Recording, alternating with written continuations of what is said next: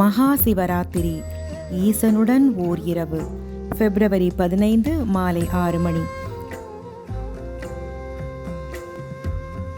கேரளாவில் சாலை விபத்தில் உயிரிழந்த 10 மாத பெண் குழந்தையின் உடல் உறுப்புகள் தானமாக வழங்கப்பட்டதன் மூலம் உறுப்பு தானத்திற்கு காத்திருந்த 5 பேருக்கு மறுவாழ்வு கிடைத்துள்ளது.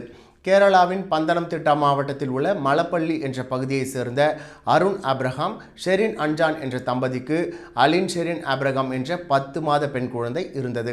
கடந்த 5ஆம் தேதி அன்று கோட்டயம் அருகே பள்ளம் பகுதியில் தாய் மற்றும் தாய் வழி பாட்டி தாத்தாவுடன் பயணித்த பொழுது சாலை விபத்தில் படுகாயமடைந்த பெண் குழந்தை கொச்சியில் உள்ள அமிர்தா மருத்துவமனையில் சிகிச்சை பலனின்றி உயிரிழந்தது. இதையடுத்து பெற்றோர் ஒப்புதலுடன் குழந்தையின் இதயம், கல்லீரல், சிறுநீரகங்கள் உள்ளிட்ட உறுப்புகளை தானமாக பெறப்பட்டு அறுவை சிகிச்சை மூலம் அகற்றப்பட்டது.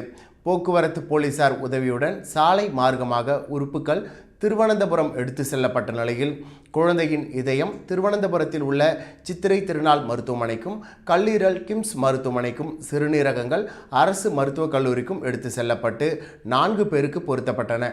இதையடுத்து மறுவாழ்வு பெற்ற 4 பேரின் குடும்பத்தினரும் பெண் குழந்தையின் பெற்றோருக்கு நன்றி தெரிவித்தனர். இந்த உடலுறுப்பு தானம் மூலம் கேரளாவின் இளம் வயதில் உறுப்பு தானம் செய்தவராக அக்குழந்தை அலின் ஷெரின் ஆப்ரஹாம் மாறியுள்ளார்.